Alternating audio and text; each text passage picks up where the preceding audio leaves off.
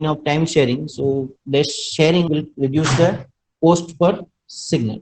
So highly flexible in software development. Digital implementation allows the realization of certain system characteristics which are not possible with analog means, just like multi-rate processing, FIR filtering, etc.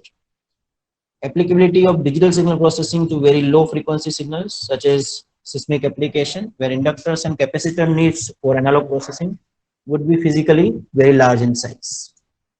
So again, the limitation of digital signal processing are resolution is limited by quantization error. So the one simple thing we talk about the quantization error, when we convert analog signal into digital, the first we go for the discretization of that particular signal, discretization in time domain. So that is known as a sampling. Then we go for the discretization of y-axis or amplitude axis. That is nothing but we rounded to the continuous range of values to the available finite levels. So in that case, what we are doing, we are taking some finite intervals and whatever available values or continuous values, we rounded that values to nearby available finite levels. So in this rounding process, what happened? We are taking the finite values instead of continuous range of values. So we are creating some rounding error. In another word, it is known as a quantization. So for example, if a signal is available at 1.8 value, we rounded it to the nearby finite value 2. So 0.2 is nothing but the quantization error. Similarly, if some signals are nearby 3.2 or something, we round it to the 3. So in first case, our rounding error is plus 0.2. In second case, our rounding error is minus 0.2. So in that case, what happened? Instead of transmitting original data, what we are doing, we are transmitting the data which is rounded to nearest finite values. For the quantization error, one simple statement you have to remember always, that is it's once generated, never removed. So any error which is added at the transmitter side cannot be removed at the receiver side, but we can limit the quantization error. So some remedies are there for limitation of the quantization error. So another is the digital signal processing is limited to low and medium frequency signal. Low means baseband signals and medium frequency or IF frequency signal, but it is still difficult to process RF signal using digital techniques. And another limitation is power consumption for streaming application. So whatever streaming application we are processing with the help of digital signal processing, so power consumption is still an issue. So these are the few limitations of DSP. Now we'll look into the applications of DSP. So as we have discussed, DSP is applicable to various different fields. So it is applicable, it is used in the communication system application, speech, audio, image, and video baseband processing, software defined radio, multiplexing, and demultiplexing. Just a second.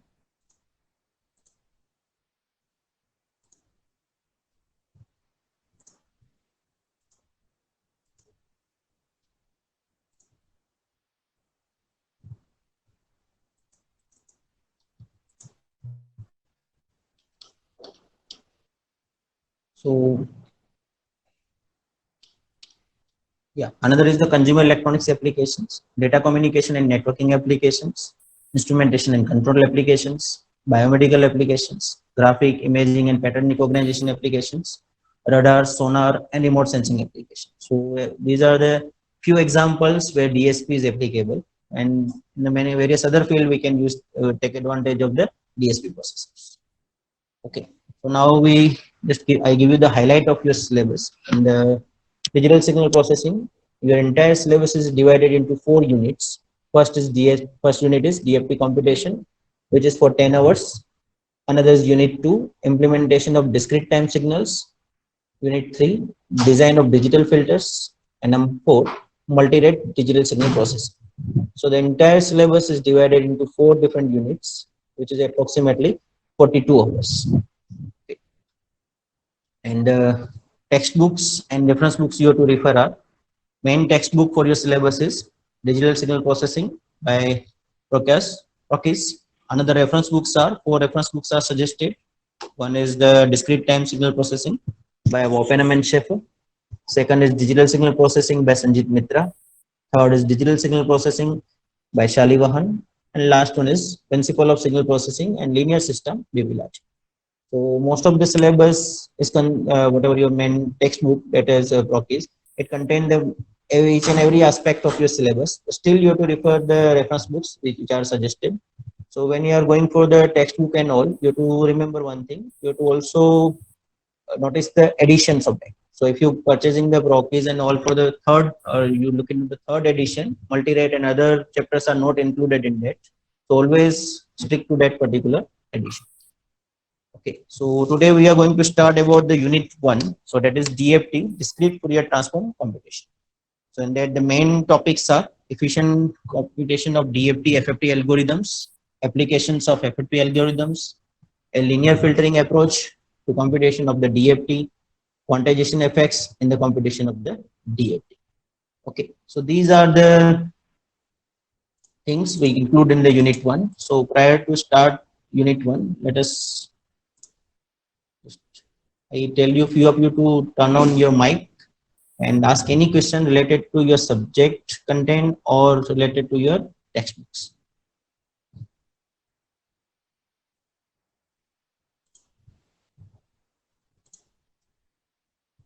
Yes, Kunal Kunkalani, please turn on your mic.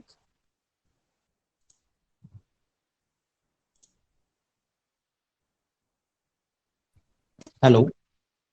Yes, Yes, Kunal. sir. Yeah, you got your syllabus Yes, sir. and which books you have to refer? Yes, sir.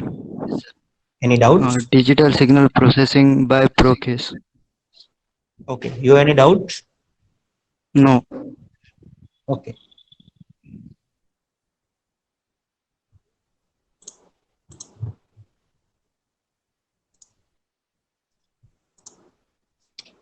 Okay, so these are the textbook and reference book you have to refer. So first we start with the initial part of the syllabus, that is efficient computation of DFT or FFT algorithm. So prior to starting that efficient computation of DFT or FFT algorithm, let us start with the frequency domain sampling. Okay, so first we start with the frequency domain sampling. So the title is sampling DTFT. Can anybody tell me something about DTFT? Let us, I want to know how many of you are remember the terminology you are used in the signaling system.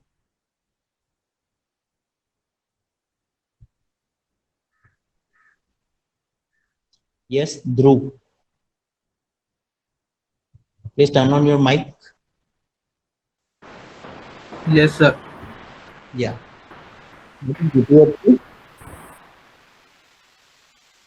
I don't remember. You don't remember. Okay. Anybody else who remember, please turn on your mic and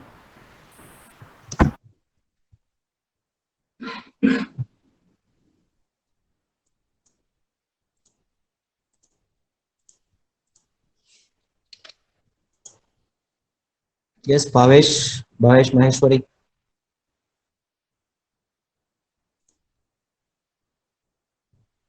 Bhavesh Maheshwari, please turn on your mic.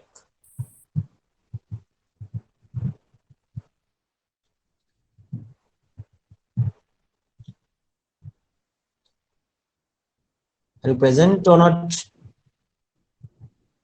Bhavesh Maheshwari.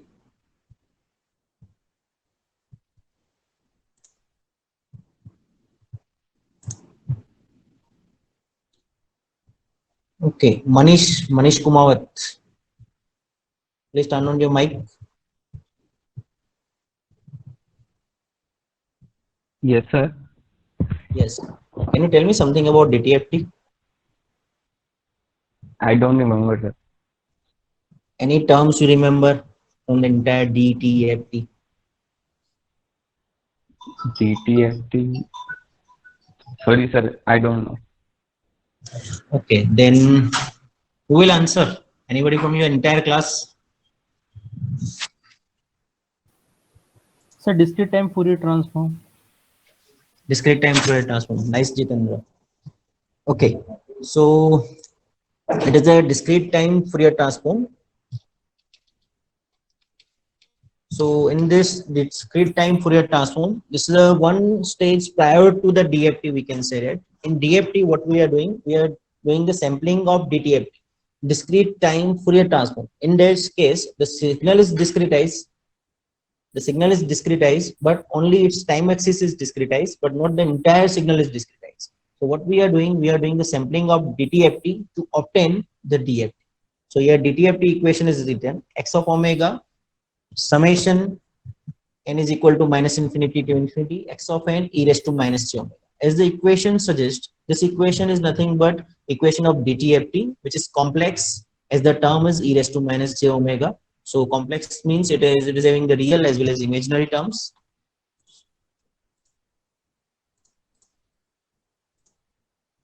It is having the both the terms, real and imaginary part. So it is a complex and continuous function. So as you can notice here, x of n is nothing but signal is discrete in time. But here x of omega is here n we are taking in the discrete time, discrete domain. But whatever term we are getting x of omega, so omega is nothing but a continuous function. So that's why this signal is known as a discrete time Fourier transform. The time axis is only discrete x, and here this signal is also periodic with periodicity of 2 pi. Now to obtain the DFT, what we are doing, we sample it at n equally spaced points over the interval 0 less than or equal to omega less than 2 pi.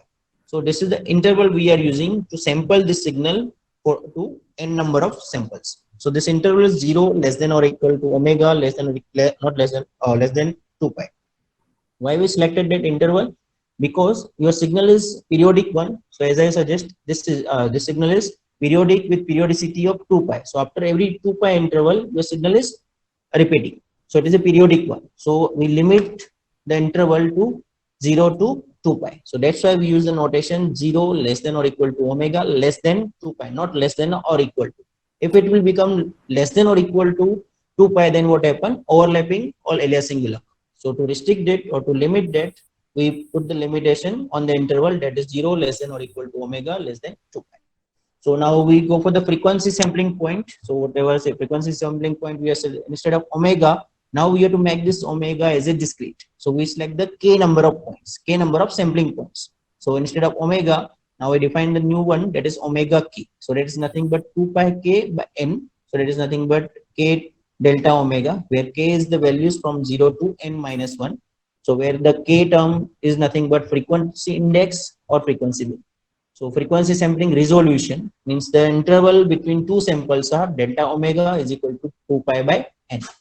So sampled version of DTFT is nothing but discrete Fourier transform, which is represented as capital X k. It is discrete sequence of complex number where n point DFT of xn, that is nothing but spectral samples. So x omega is equal to, where omega is equal to omega k. So now instead of taking continuous omega function, we are taking the k number of samples, where the range of k is from 0 to n minus 1. So x of omega, where omega is equal to omega k. So this is nothing but discretization of the function, or we can say the sampling of DTFT function for k number of samples or 0 to n minus 1 number of samples. This is in terms of omega. So now if I represent in terms of z transform, x of z, where z is equal to e raised to j omega k, which is nothing but capital X k. That is nothing but DFT function. Okay, if I represent same thing on the unit circle, this is nothing but a complex z plane. This is a real part of z transform. This is the imaginary one, so which represent the one unit circle. So if I start sampling of this by the, here as we have mentioned, we sampling by the our sampling interval or sampling resolution is delta omega is equal to 2 pi by n. So here we are taking the samples after every 2 pi by n interval. So first sample, that is k is equal to 0, I am taking over here. Then after 2 pi by n interval, I am taking the second sample. Similarly, after same interval, I am taking third one, fourth one, and continuously I am getting the samples up to k is equal to n minus 1. So whatever your entire continuous z plane, now it is divided into different samples, that is k is equal to 0 to n minus 1 samples. So that is nothing but these number of samples or k number of samples we are taking. So that is nothing but discretization of your z transform, or you can say sampling of DTFT. And finally we obtain this kind of plot where whatever dots I have marked on this unit circle are nothing but samples. So sampling in frequency domain, here we are doing the sampling in frequency domain. What will happen in time domain? So there's a one common rule in the signaling system, that is discretization in one domain will represent the periodicity in other domain. So if we do the discretization in one domain, it represents the periodicity in other domain or vice versa.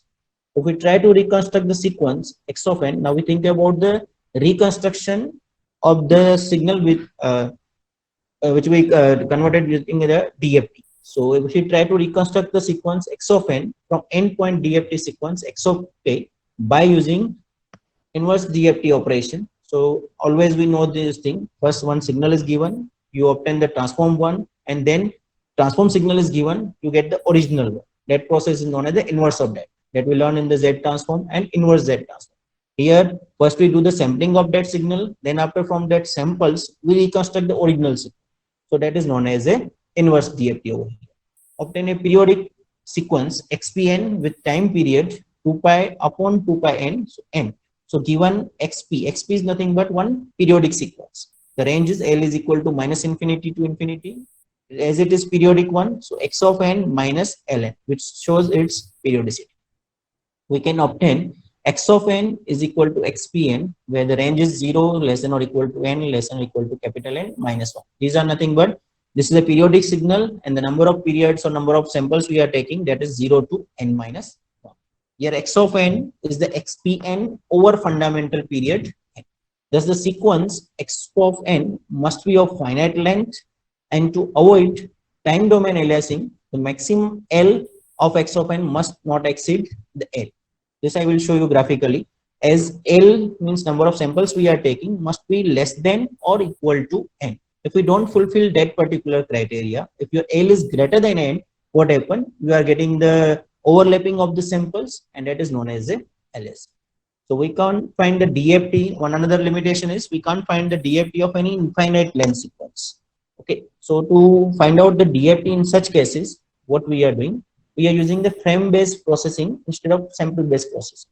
So what we are doing, we are taking the some frame of the data or frame of the signals, and we process that and find out the DFT. So that is known as a so here whatever this is known as a finite processing, or each frame contain finite number of samples and we process that. So in the cases where infinite length of sequence is there, we apply the frame based approach instead of sample based processing. Okay, so this is the one diagram. In that, input signal is shown to you. In input signal, as it is mentioned, L is equal to 5. L is equal to 5 means total 5 number of discrete signal or samples I have taken. That is 0, 1, 2, 3, and 4. Okay, so just a second. Okay. So these are the first, this is the first sample, this is the amplitude value, this is the second sample, its amplitude value, third, and so on.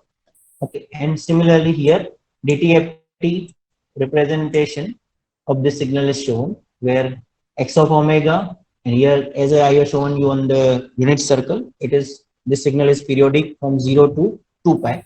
So the range of omega is 0 to 2 pi. After that, this signal will become periodic. As we are doing the discretization in one domain, it represents the periodicity in the other domain. So this is nothing but our x of omega. So when you find out the DTFT of this particular sequence, so in this DTFT of that sequence, we are doing the sampling of this DTFT signal. We are doing the sampling of this. So that is 2 pi k by n. N number of samples we are taking, where we are taking k value for k number of samples we are taking. So k number of samples means total 0 to n minus 1 number of samples we are taking instead of this continuous signal. So we are taking this k number of samples, that is 0 to n minus 1, where the criteria is I want to you, L is less than or equal to n. Similarly, same thing is written over here. Okay. Now, if you represent this in the time domain, okay, here suppose L is equal to 5 and n is equal to 6. The total length of the signal is 5, and we are using the n number of samples to represent it. As the signal having length 5 only, and we are using the sample 6. So what happened? We are getting one extra sample. So one, you can say this work as a one type of guard band between the two periodic two repetitions. This is one first original signal, or you can say the XP over here. Then again this XP is repeated over here. Okay. So in this case, what happened? Here 0, 1, 2, 3, 4, 5. So 5 number of samples are coming. Then as you are taken n is equal to 6, one extra sample is over here. And then again the same signal is start to repeat. Okay, so this is nothing but frequency domain sampling of sequence x of n. Now think about the situation if I don't fulfill that criteria, where that L is greater than what we mentioned, L is less than or equal to N. Or in the another terminology, you can say N must be greater than or equal to L. So now here, second scenario I have shown here, where L is equal to 5 and N is equal to 4. Here L is equal to 5. Same signal we have taken, 5 number of samples, but to represent that signal, instead of taking 6 samples, now I am using 4 samples. So what happened? As my signal having a larger length and I am using less number of samples. So what happened? This last sample, which is at the value 4. Okay, this is the end point of the signal and this is the starting point of the signal, which is 0. Okay, so as this end, I am taking the 4 samples. So first 4 samples are coming as it is 0, 1, 2, 3. What about the fourth sample? Fifth sample. At the fifth sample, the value is this one. For example, I am taking the amplitude value 2 over here, and at the initial again 2. So at this particular point, you are getting the addition of their amplitudes and you are getting the overlapping between the signals at this particular place. Not only at this particular place, but also at the initial. Okay, so you can say that this kind of overlapping will occur in the frequency domain, or you can say aliasing will occur. To avoid the aliasing, as we have mentioned, we have to fulfill the criteria L must be less than or equal to N. If this criteria is not fulfilled in the sampling of DTFT, whatever samples we are taking, they may overlap and they will create the aliasing effect. So can anybody tell me what kind of thing will happen if we are getting the aliasing? Let me again come to you.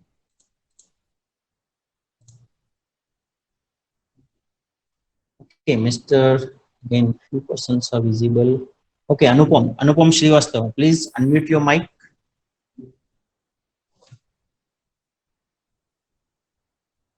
Yes, Anupam. Next time, whenever I ask the question and I told you to unmute your mic, if you are not unmuting your mic, you will be considered as absent. Yes, sir. Okay, Anupam. Yes, tell me. If I'm not fulfilling the criteria of L is less than or equal to N, overlapping will occur, aliasing will occur. Can you tell me something more about aliasing? No, sir. Why no? I explained the entire thing to you. Sir, I couldn't.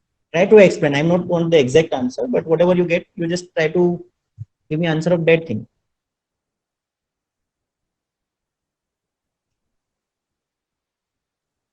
Okay, next is Apurva Siddharth. Okay, you can mute your mic. Apurva, you can answer. Yes, please. Here we have written that if we are not fulfilling the criteria of L is less than or equal to N, we are getting the aliasing or overlapping. Okay, here I have mentioned it, aliasing. So can you tell me something more about aliasing effect?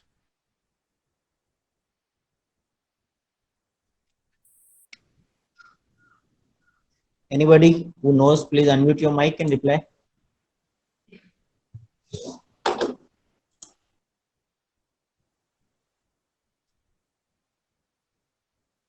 Okay, Ekta Arora, you are having one question, that is, what does N signifies? Yes, Okay. sir. Yeah, can you tell me at which place you hear the in this? Just a second. So in the previous slide, yeah. Yeah. Yes, sir, we are taking frequency sampling point as WK equals to 2 pi k by capital N. Now, Yeah. sir, we are defining the k range from 0 to n minus 1, but what actually that capital N is? Simply in the continuous domain, I am taking the periodicity that is 0 to 2 pi. Okay. Same thing if I represent in the discrete domain, I can say my number of samples are 0 to n minus 1. In general, we can say the n number of samples. We define the nothing but sampling points or total number of samples. So, sir, if I have to define, let's say, omega 1, then how will Okay. I define it? It's 2 pi by capital N, right? Yeah. No, n here means here simply we are going for the sampling. First is we have to define how much our sampling frequency. Okay, based on that sampling frequency, we are getting how many samples of that particular signal we are getting in the discrete domain. So that number is nothing but total number of samples are n. So first sample is 0 sample, second sample is first and second, next is second, and up to n minus 1 samples we are taking. Let me give you one simple here I have shown to you. Okay, here this is the complex Z plane. Okay, here one unit circle is shown to you. Here samples, we start the sampling. Okay, sampling of the DTFT signal. So what we are doing, initial sample I am taking at the interval k is equal to 0. Is I am taking the period 2 pi by n. If my period is 2 pi by n, whatever n means, that is this entire unit circle is divided by n number of 2 pi by n number of vectors. So we are getting the total n minus 1 number of samples. If I change this value of n, my number of sample may increase or number of sample may decrease.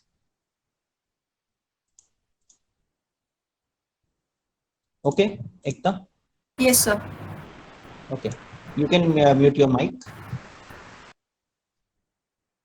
Okay, can anybody tell me about the aliasing? We continue with that. Jeet Patel. Jeet Patel, Hello. please unmute your mic. Yeah. Can you tell me aliasing and what is the aliasing exactly? When L and less than not equal to is satisfied, then the overlapping of the signal is there and we cannot recover the signal back. Okay, this is the terminology or just the explanation, whatever I have given. Now, what you understand from aliasing? If this criteria is not fulfilled, okay, the end point of one signal will overlap with the another signal. Okay, so when this particular thing will create an issue? When we are recovering any signal, we will not get the original signal. Yeah, due to this mix-up, what happened when we want to recover the signal? So what happened? Half of Our may be n, distorted. our half of or the number of samples are mixed up. That many samples are corrupted. Yes. So we are getting the corruption at the recovery part or reconstruction stage. Okay, good. Now, anybody having query in this topic? You can ask the question by unmute your mic, or if you have any hesitation to ask me directly, you can type the chat box and you can ask.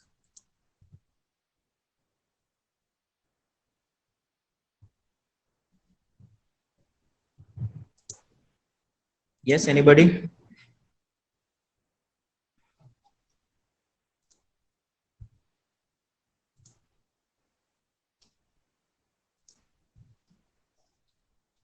Okay, so we continue with this. Okay, so here endpoint DFT equation. So the length of the sequence is given as we have discussed. Length of the sequence is L must be less than or equal to N. Endpoint DFT is obtained by using equation. This is the equation x of k, summation from n is equal to 0 to L minus 1, x of n e raised to minus j 2 pi k by n into n, where k is nothing but 0 to n minus 1. This is the DFT equation. Now, as we have discussed, if L is less than n, okay, if L is less than n, then what happened?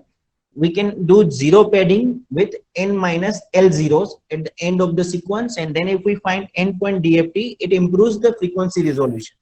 Okay, so let me give you one simple example. If I'm taking L is equal to 5 and n is equal to 10. So in this case, we can say L is less than n. I repeat this.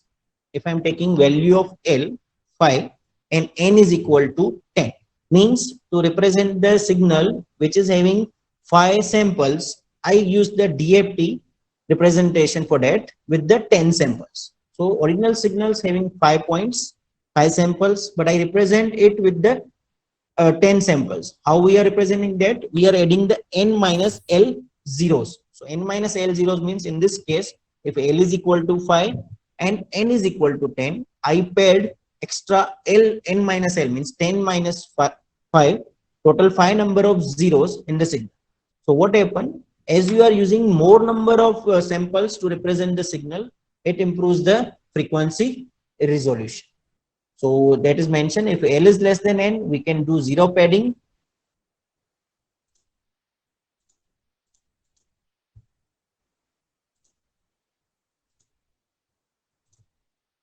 We can do the zero padding by n minus L zeros, so which will improve the frequency. So one question is, How it will improve the frequency resolution? Simple answer is, if you represent more number of samples to represent the signal which is having less number of samples, or you are using the zero padding and you are giving the extra information for that, so it will always improve the frequency resolution, because total signal having 5 samples and you are highlighting or you are representing that with n minus n zero padding on total n number of samples you are showing for that particular signal.